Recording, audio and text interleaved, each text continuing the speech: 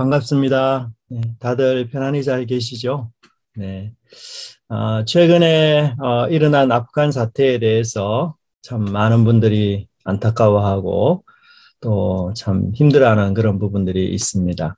큰 불행과 그런 어려움 속에서도 그나마 다행스러운 것은 한국의 사업을 지원하고 도와주었던 현지인 한 380여 명이 무사히 한국으로 귀환했다라고 그렇게 보도가 나오고 있습니다. 한국은 이들을 구조하기 위해서 하나의 작전을 수행했는데 그 작전 이름이 미라클 작전이다라고 그렇게 보고하고 있습니다. 물론 아직도 아프간에 남아서 구조를 기다리는 분들도 있는 상황이어서 여전히 참 마음이 어렵고 힘든 그런 상태이긴 한 것 같습니다. 저는 이번 사건을 보면서 아프간으로부터 완전한 항복을 받지 못한 그런 상태에서 철수하는 일에는 정말 예상할 수 없는 많은 변수와 또 대처하기가 어려운 그런 많은 장애물이 있다는 것, 그것을 비로소 좀 깨닫게 된 것 같습니다. 오늘 본문 역시 법궤 귀환이라는 주제를 다루고 있는데요. 하나님께서는 어떻게 영광스러운 귀환을 하는지 함께 살펴보면 좋겠습니다. 본문은 6장 전체의 본문은 1절부터 9절까지는 이제 법궤 귀환 준비 단계가 있고요. 그다음에 10절부터 12절에서는 이제 실행 단계가 이루어지고 있고요. 그다음에 13절부터 21절까지는 이제 법궤가 베스메스에서 도착했을 때에 다시 그 베스메스 사람들에게 재앙을 내리고 또 그 사람들에 대한 반응이 기록되어 있습니다. 1절을 보면 법궤가 블레셋 지방에 있은 지 7개월, 7개월이 되었다고 하는데요. 7개월은 아마도 언약궤를 탈취당한 때로부터 이제 블레셋 사람들이 언약궤를 돌려보내기로 작정한 시간까지 그렇게 볼 수가 있습니다. 그동안 하나님의 언약궤는 블레셋의 중요 도시를 돌면서 그들을 아주 독한 종기로 공격을 했습니다. 그래서 블레셋의 주요 도시들은 초토화되었고요. 그들이 언약궤를 갖고 있으면 있을수록 피해와 재난이 더욱 커졌다는 사실을 깨닫게 되었습니다.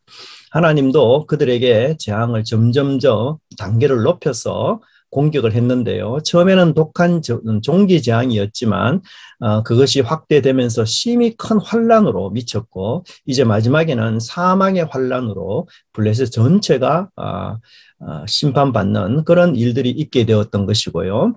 그 심판으로 말미암은 재난 앞에서 그들은 끔찍한 고통으로 하나님께 부르짖지 않을 수 없게 되었고 결국은 그들이 마침 항복을 선언하게 된 것입니다. 블레셋의 정치 지도자들은 더 이상 고집하기를 포기했던 것이죠. 6절에 의하면 그들은 애굽인과 바로의 고집과 완악함을 잘 알고 있었습니다. 만일 계속해서 언약궤를 붙잡아 두고자 고집한다면 그들의 운명 역시 바로의 운명과 동일하게 될 것을 깨달았던 것이죠. 사실 7이라는 숫자는 여러분들이 잘 아시는 대로 상징성이 굉장히 많은 숫자이죠. 유대문학에서 7은 완전수를 의미합니다. 출애굽의 첫 번째 재앙이 무엇입니까? 나일강을 치는 재앙 아닙니까? 근데 그 재앙도 동일하게 7일 동안 임했다라고 출애굽기가 묘사하고 있습니다. 그래서 저자의 의도는 이 7개월이라는 이 숫자가 법궤가 블레셋을 완전히 점령했음을 말하고 있고 하나님의 심판이 블레셋에게 온전히 임하여서 그들이 무조건 항복을 받아낸 그런 놀라운 하나님의 승리라는 사실을 설명해 주고 있습니다.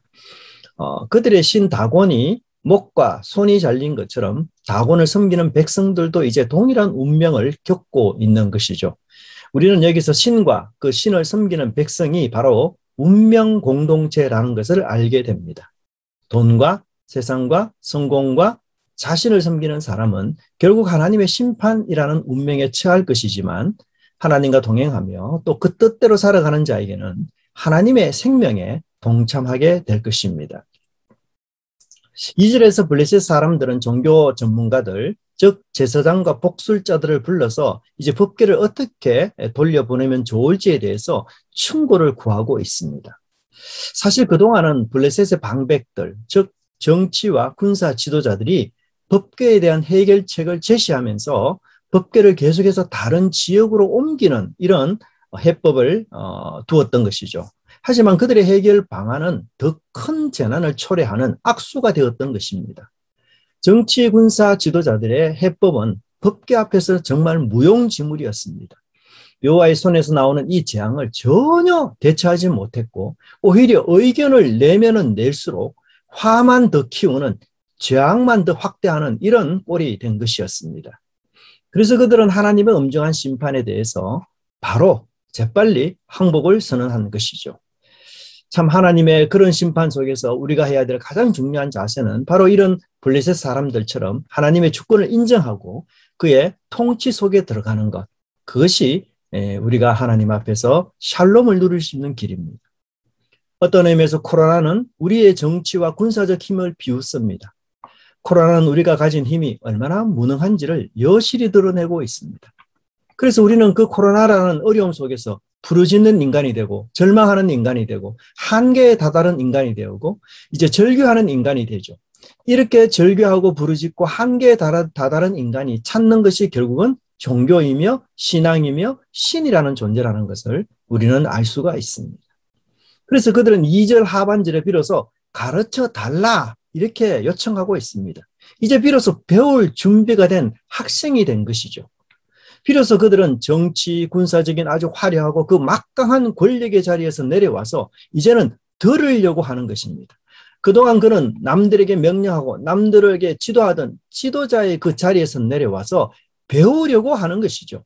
똑똑하고 지혜롭게 해결책을 제안하고 상황을 주도하며 모든 것을 지휘하던 그들이 이제는 그 모든 자리에서 내려와서 종의 자리에 앉으려고 하는 것입니다.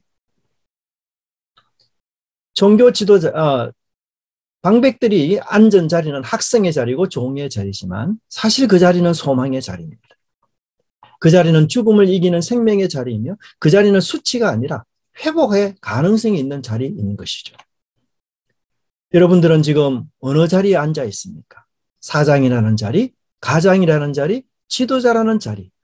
우리는 그 자리에서 내려올 때에 소망이 보이기 시작하며 회복의 문이 열리기 시작할 것입니다. 그런데 여기서 블레셋 사람들이 법궤를 향하여 부르는 호칭이 묘하게도 달라졌음을 알 수가 있습니다. 2절에서 그들은 여호와의 궤라 이렇게 부르고 있는데요. 이 호칭은 1절에서 해설자가 법궤를 향하여 부르던 호칭과 동일합니다. 이제 6장에서 여호와의 궤라는 단어가 본격적으로 나오기 시작하면서 이스라엘 신의 궤라는 단어가 나오기는 하지만 이 호칭은 그들이 존경의 어투로 사용되고 있는 것을 알 수가 있습니다. 그들은 7개월 동안 하나님의 능력을 체험했습니다.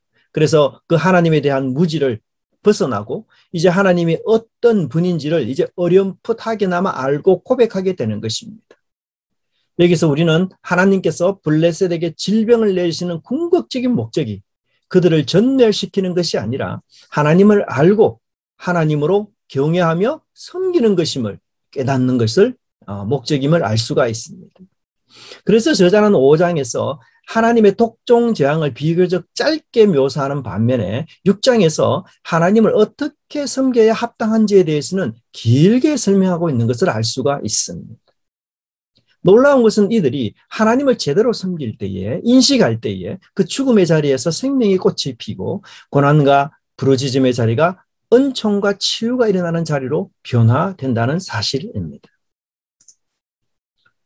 비록 코로나 때문에 우리 모두가 어려움을 겪으며 또 고난의 시간이 지금 지나가고 있지만 그러나 이 가운데서도 하나님이 원하시는 것이 있다면 바로 블레셋 사람들처럼 하나님을 경외하고 하나님께 영광을 돌리는 그런 예배와 삶일 것입니다. 하나님의 진노가 멈출 때까지 또 하나님의 재앙의 손이 거둘 때까지 우리는 우리 삶 속에서 하나님을 경외하는 이 경건의 삶의 승리의 삶을 멈춰서는 안 될 것입니다. 성경은 종말에 모든 열방과 민족이 여호와 하나님을 인정하게 된다라고 말하고 있습니다. 물이 바다 덮음같이 여호와를 인정하는 지식이 온 세상에 충만할 것을 이사야 11장 9절에서는 노래하고 있습니다. 하나님의 이러한 목표는 비록 코로나라는 이 시대 속에서도 여전히 유효한 진리인 줄 저희들은 믿습니다.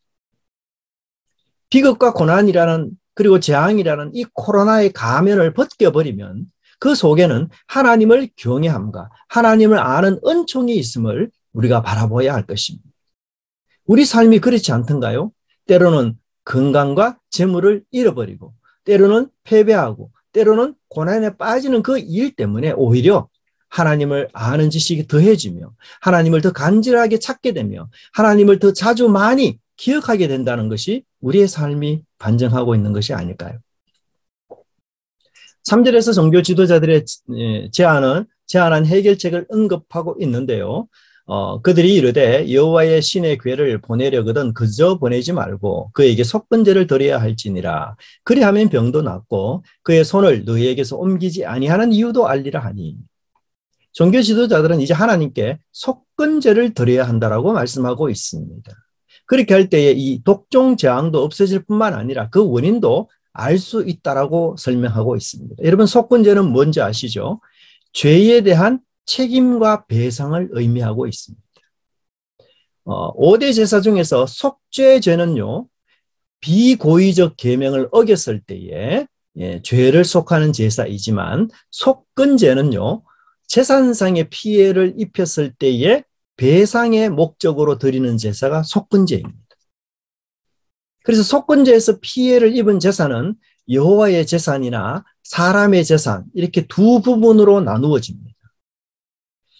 성경에서 하나님의 재산에 피해를 준 경우는 어떤 경우인가 하면요. 성전에서 바쳐진 이 성물을 몰래 유용하거나 아니면 여호와의 이름을 사칭해서 거짓 맹세와 서약을 통해서 남을 속이고 그리고 그 가지고 있는 재산을 갈취하는 것.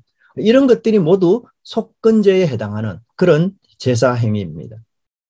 또 사람의 재산에 피해를 주었다면 잘 알다시피 원금의 5분의 1을 추가해서 갚아야 하고 하나님께는 순양 한 마리를 성소에 바치는 이것이 바로 속건제의 목적입니다.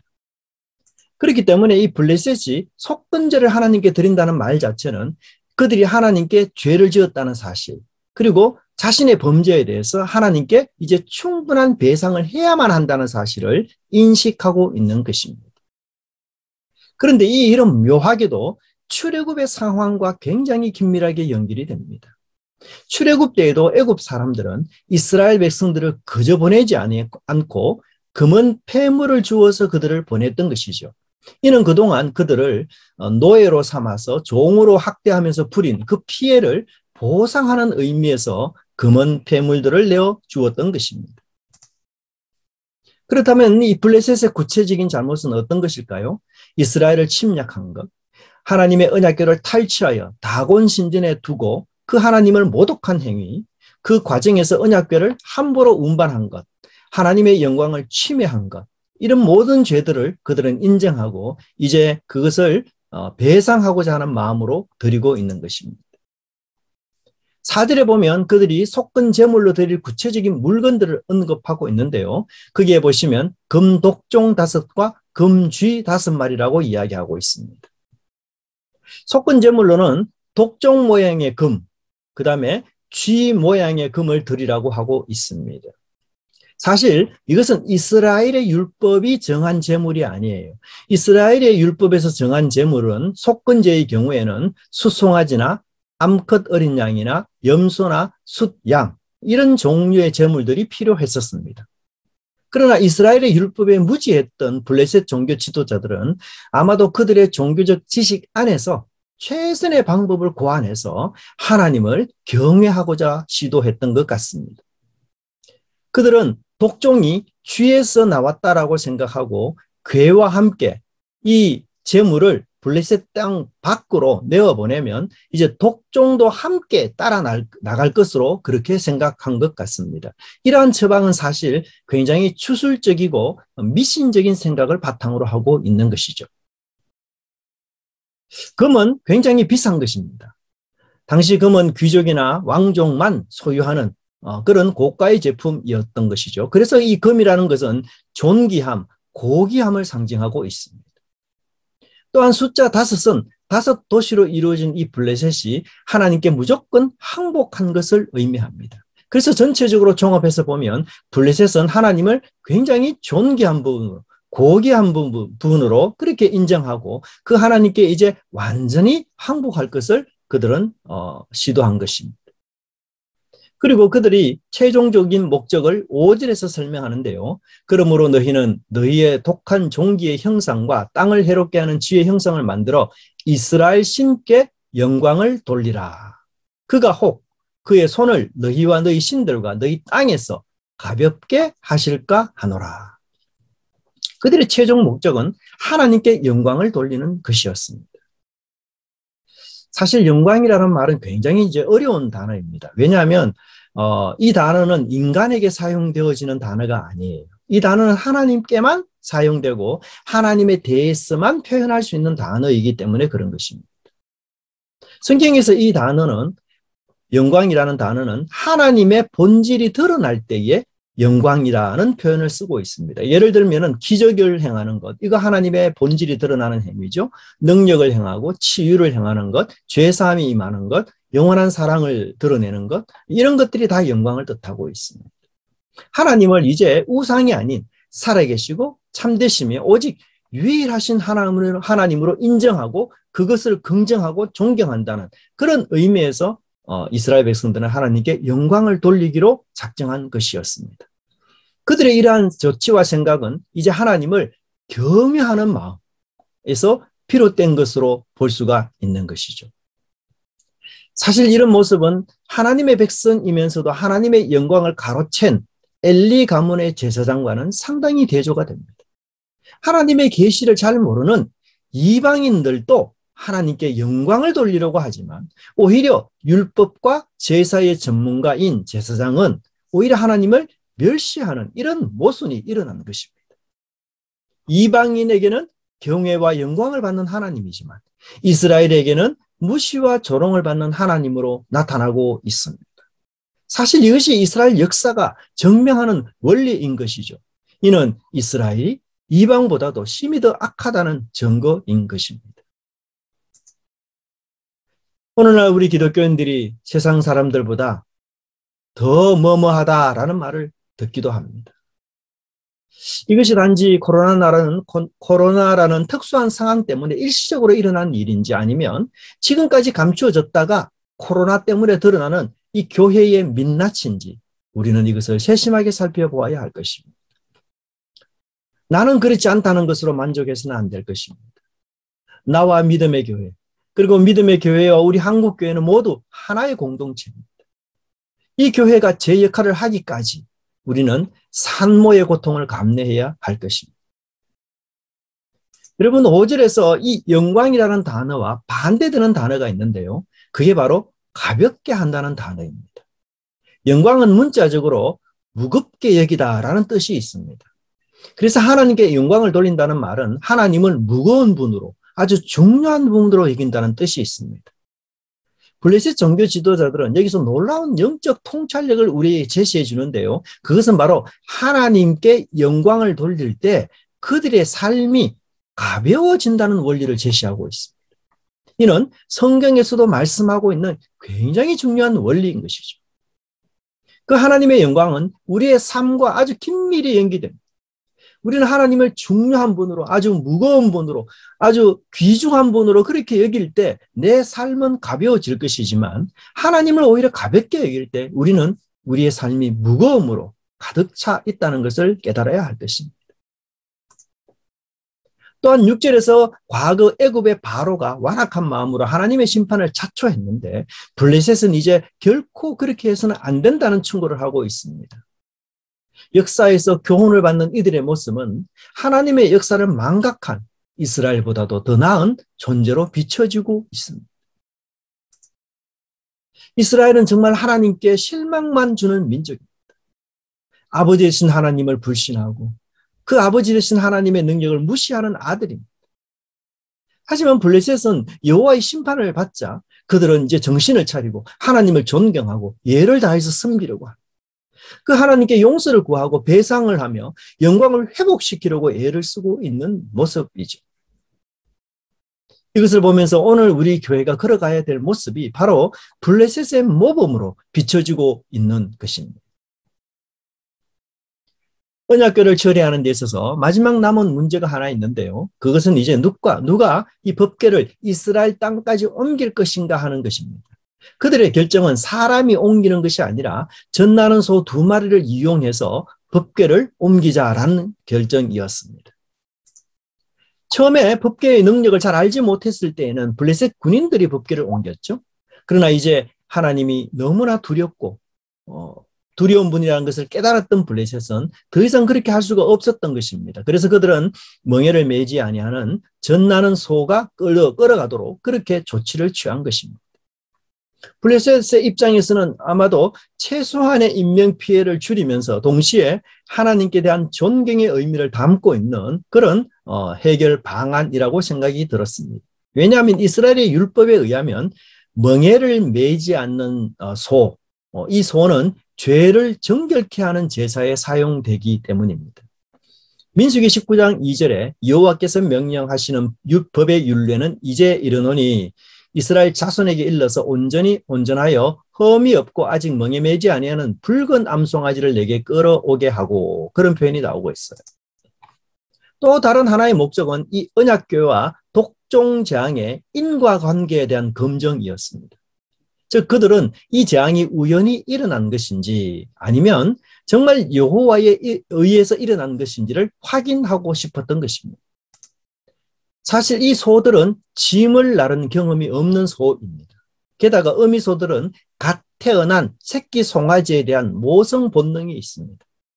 그런데도 이 소가 자기 새끼들이 있는 곳이 아니라 이스라엘 진영으로 간다면 이는 기적이며 블레셋에게 내린 모든 독종 재앙이 명백히 언약궤에서 시작되었음을 분명히 증명하는 것이었습니다.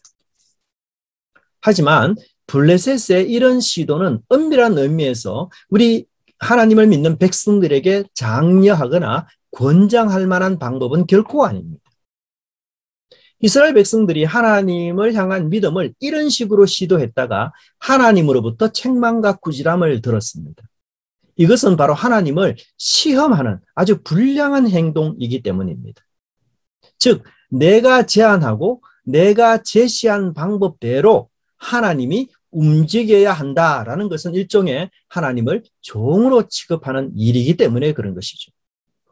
예수님께서 받으신 시험 중에서 2번째 시험이 마태복음에서는 성전 꼭대기에서 뛰어내리라 라고 이야기를 사단이 했는데요. 이때 예수님이 성경을 인용하면서 이 시험을 물리쳤는데 그것이 바로 신명기 6장 16절의 말씀이었습니다. 신명기 6장 16절은 이렇게 말하는데요. 너희가 마사에서 시험한 같이 너희 하나님 여호와를 시험하지 말라, 이렇게 설명합니다.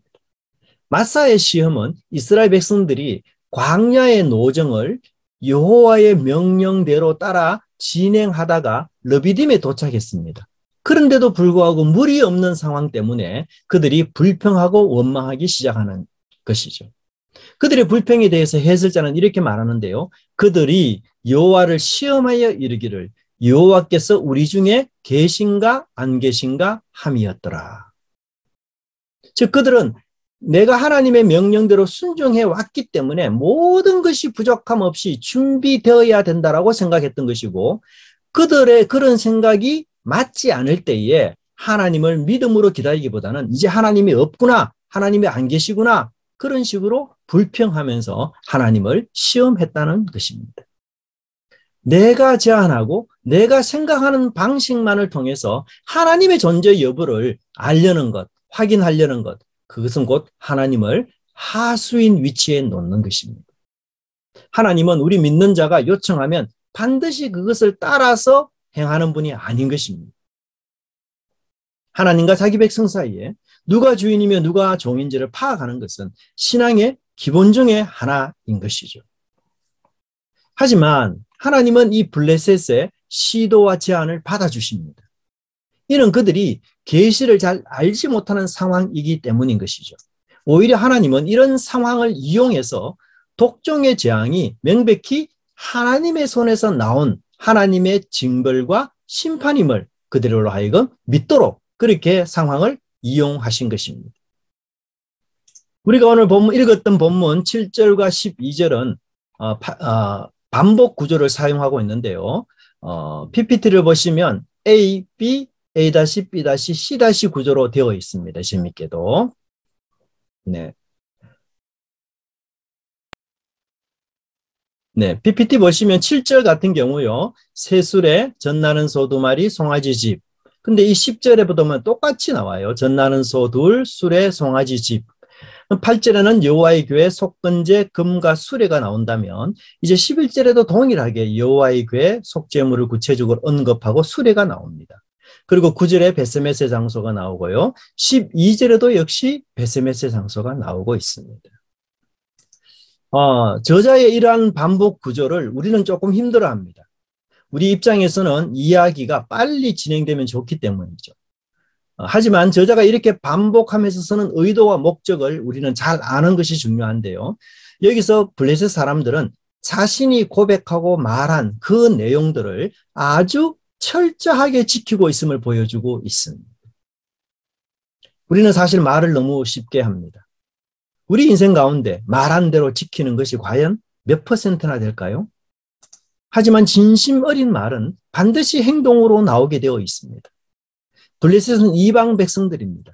그럼에도 그들은 지금만큼은 적어도 진실하고 솔직하고 진정성을 담아서 정성을 담아서 이 일을 진행하고 있는 것이라는 것이죠.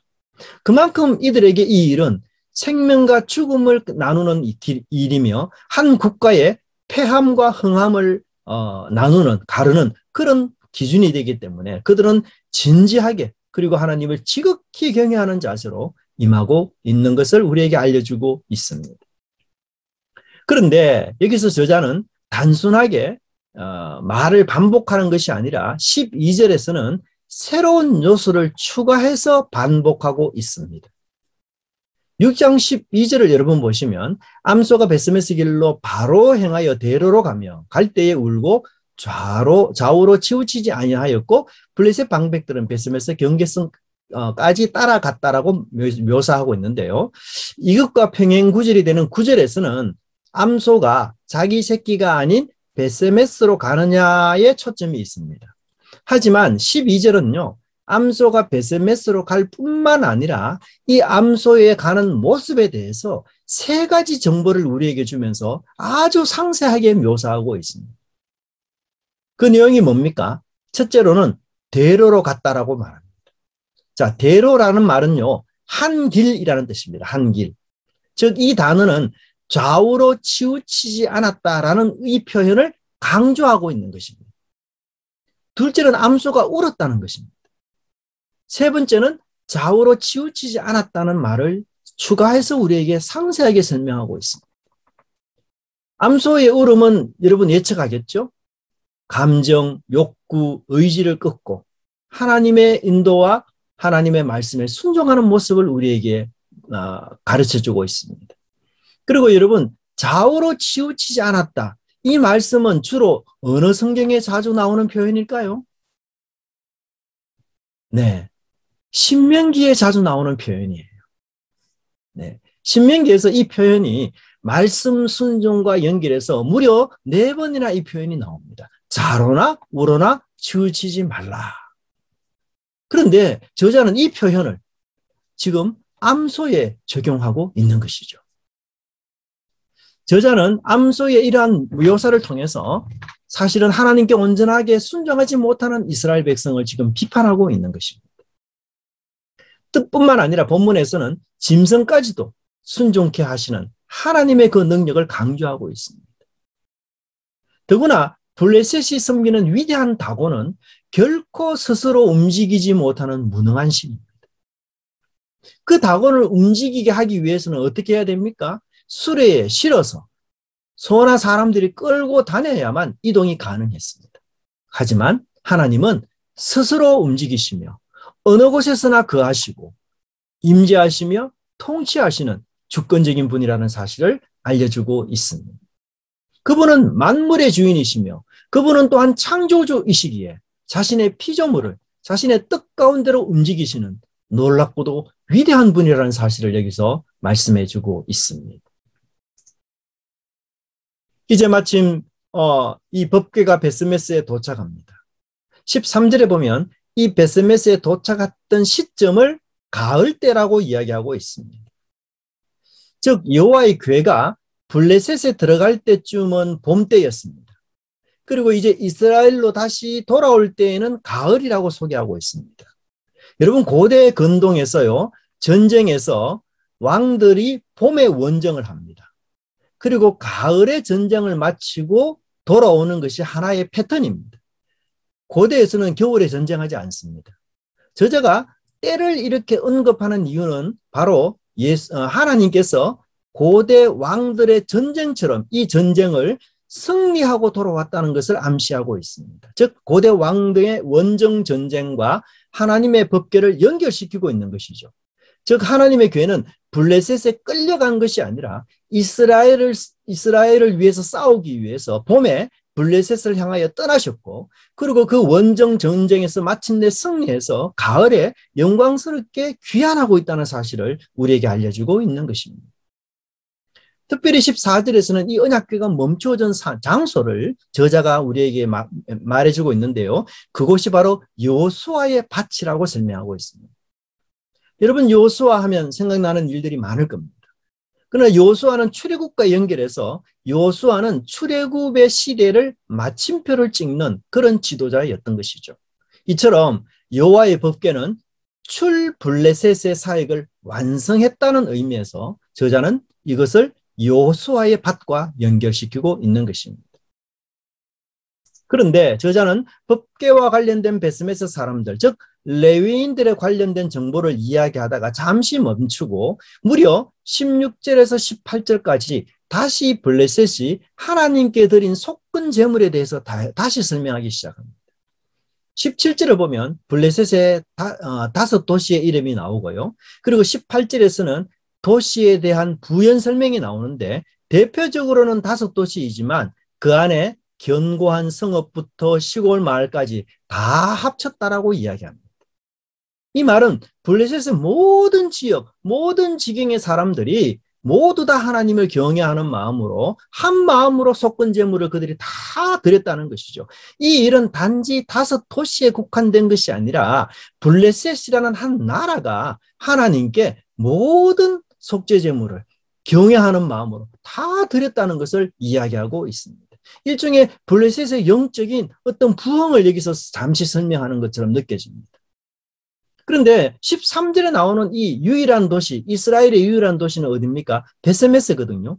이 도시는요, 여호수아서 21장 16절을 보면은 레위인들이 정착하는 도시입니다.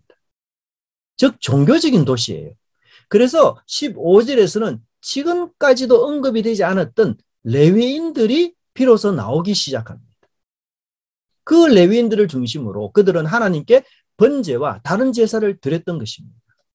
그렇게 제사로 하나님을 경외하고 섬기면 축복이 와야 당연한 것 아닙니까? 그런데 놀랍게도 19절에서는 축복이 아니라 비극이 발생합니다. 그들은 여호와의 궤를 구경거리로 삼아보는 이런 불경의 죄 때문에 많은 사람이 죽는 심판을 맞이하게 됩니다. 성경은 언약궤의 뚜껑을 여는 것조차도 허락하지 않습니다. 특별히 민수기 4장 20절에 의하면 비록 레위 자손이라 할지라도 언약궤를 볼 수가 없어요. 제사장들이 언약궤를 다 덮은 이후에 고핫 자손이 비로소 그 언약궤를 옮길 수가 있습니다. 그런데도 베스메스 사람들은 하나님을 경외하고 존중하기보다는 신기한 동물을 구경하듯 아주 불경스러운 호기심을 가지고 함부로 하나님을 취급했던 것입니다. 이는 블레셋의 5도시들과 그 시골 마을들, 그리고 레위인의 도시로 일컫는 베세메스에 엄청난 대조를 보여주고 있는 것입니다.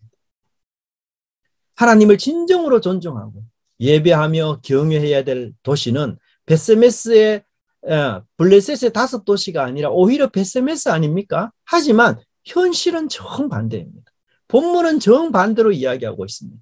블레셋의 모든 도시와 지역들은 다 하나님을 경외하는 데 반해서 이스라엘의 레위인조차도 이스라엘의 레위인 도시인 베스메스는 하나님을 경외하고 무시하고 있다는 거예요. 이것은 정말 모순이고 하나의 역설입니다. 그런데 더 놀라운 것은 많은 사람이 죽었을 때에 베스메스 사람들이 보인 반응이 블레셋 사람들이 보인 반응과 굉장히 유사하다는 것입니다. 21절에 이들은 이런 해결책을 제시합니다. 전령들을 기럇 여아림 주민에게 보내어 이르되 블레셋 사람들이 여호와의 궤를 도로 가져왔으니 너희는 내려와서 그것을 너희에게로 옮겨가라. 여러분, 이 표현을 보면은 여기서 우리는 또 다른 블레셋을 보는 느낌입니다. 블레셋의 아바타를 보는 느낌이에요. 그들은 지금 블레셋 사람하고 똑같이 말하고 있습니다. 블레셋도 여러분 하나님의 심판 때문에 부르짖고 해결책으로 어떻게 하고 있습니까? 궤를 보내는 것이 그들의 해결책이었어요. 그런데 엄밀히 비교해 보면요, 베세메스 사람들은 블레셋 사람들보다도 더 나쁘게 법궤를 취급하고 있어요. 블레셋 사람들은요, 적어도 법궤를 직접 다른 지역까지 옮겨 주었습니다. 그래서 5장을 보시면 계속해서 법궤를 다른 지역에 보내주었다, 옮겨주었다, 이런 표현이 나와요. 하지만 여기 베스메스 사람들은요, 보내준 것이 아니라 기럇 여아림 주민들에게 내려와서 법궤를 가지고 가라, 이렇게 명령하고 있습니다. 일종의 법궤를 굉장히 해로운 물건으로 취급하고 있습니다. 블레셋 사람들보다도 이 언약궤를 더 푸대접하고 있는 것이죠. 하나님의 거룩을 경험했을 때, 또 하나님의 영광을 가까이 했을 때 견딜 수 있는 죄인은 존재하지 않을 것입니다. 사실 죄인은 근본적으로 거룩, 경건, 영광을 싫어하고 거부합니다. 인간은 선을 좋아하고 착한 행실을 좋아하는 것 같지만 그것은 모두 상대적일 때만 그렇습니다. 즉, 나도 좋고 선도 좋아야 동의하는 것이죠. 내가 싫으면 그것이 아무리 선이고 진리라 할지라도 거부하는 것이 인간의 죄인된 완악한 모습입니다. 그래서 인간은 절대적인 선을 좋아하지 않습니다. 아니, 오히려 그것을 싫어하고 거부하고 견디지 못하며 외면합니다. 그러나 하나님은 우리에게 절대적인 진리를 말씀하시고 그 진리에 순종할 것을 우리에게 요구합니다. 하나님의 주권을 침해하는 이런 행위는 마치 아담과 하와가 선악을 알게 하는 열매를 먹은 것처럼 굉장히 위험하고도 무서운 일인데, 하지만 베스메스 사람들의 큰 실수는 그 하나님의 거룩과 영광을 누구나 손쉽게 할 수 있는 작은 실수로 여겼다는 사실입니다. 하나님은 죄인에게 경홀히 여김을 받는 분이 아닙니다. 블레셋으로부터 승리하고 영광의 찬란한 위엄으로 등장하셔서 이제 개선 장군으로 오신 그 하나님을 지극히 존중하며 경배하고 예배 드려야 할 분인 것입니다. 우리는 우리 삶 속에서 하나님을 얼마나 경외하며 하나님을 얼마나 두려워하며 존경하며 살아가고 있는지를 살펴보아야 될 것입니다. 블레셋의 처음과 끝은 너무 대조적입니다. 그들은 하나님의 법궤를 처음에는 우상처럼 취급했고 섬기는 다곤 신의 신 하나 종으로 그렇게 하나님을 취급했습니다.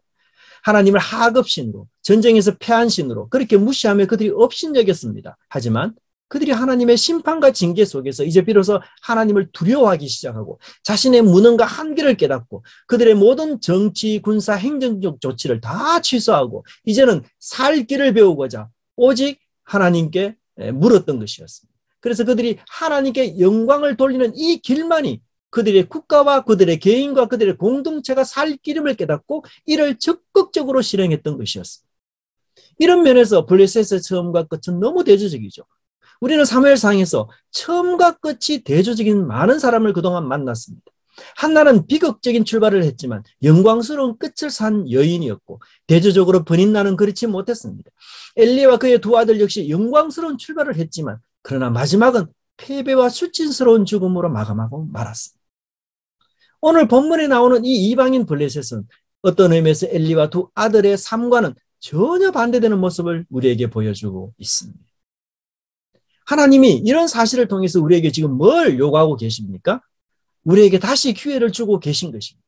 재기의 기회, 소망의 기회, 거룩과 정결의 기회. 그래서 하나님께 영광을 돌릴 수 있는 그 기회를 하나님이 우리에게 지금 다시 주고 계시는 것입니다. 거룩한 하나님은 승리의 하나님이시고 그 영광의 하나님은 심판하고 구원하시는 그 하나님이십니다. 이스라엘은 패했지만 하나님은 승리하고 영광스럽게 귀환하고 계시는 것입니다. 보통 우리는 아버지와 아들이 닮았다고 하지 않습니까? 하지만 이스라엘과 하나님은 닮은 구석이 전혀 없습니다. 그들은 패배와 무능과 불신으로 빠졌지만 아버지 되신 하나님은 영광의 왕으로 좌정하시고 귀환하고 계시는 것입니다. 우리는 이 본문을 통해서 하나님을 진실되게, 또 하나님을 바르게, 또 하나님의 거룩과 영광이 얼마나 중요한지를 다시 한번 깨닫고 변화된 모습으로 주님의 뜻을 따르는 저와 여러분의 삶이 되기를 간절히 바랍니다. 기도하겠습니다. 하나님 감사합니다. 오늘 본문의 말씀을 통해서 때로는 우리가 세상 사람들보다 더 못한 모습을 지닐 때가 많음을 깨닫습니다. 하나님을 가까이서 섬기면서도 하나님을 경외하거나 두려워하거나 존중하거나 중요한 분으로 여기지 아니할 때가 참으로 많았음을 고백합니다. 주님, 일상의 모든 것에서 하나님을 가까이 섬기면서 하나님을 두려워하는 저희들 되게 해 주시옵소서. 많은 선지자들이 하나님의 현존과 하나님의 살아계심을 깨닫고 보고 믿으며 그 현존과 살아계심이 자신의 삶의 중요한 이증표가 되어서 하나님 믿음과 신앙의 삶의 중요한 토대가 되었던 것처럼 하나님 우리에게 그런 비전과 은혜들을 허락해 주셔서 주님 앞에 경건하게 살아갈 수 있는 삶이 어떤 것인지를 날마다 기억하며 나아갈 수 있도록 인도해 주시옵소서. 하나님이 심히 두렵고 무서운 분이시지만 또 경외해야 될 분이지만 그러나 그 하나님을 바르게 진실되게 섬길 때에 얼마나 큰 은혜와 복들이 임하는지 저희들 깨달아 알게 해 주시옵소서. 우리 사랑하는 믿음의 교회 교우들 하나님께서 한 분 한 분 그들의 영적인 모습과 또 육체적인 건강을 살펴주시고 은혜 가운데로 늘 인도해 주시며 또 우리의 삶의 목적이 무엇인가를 기억하며 살아가는 귀한 주의 백성들 되게 해 주시옵소서. 감사드리고 예수님 이름으로 기도드리옵나이다. 아멘.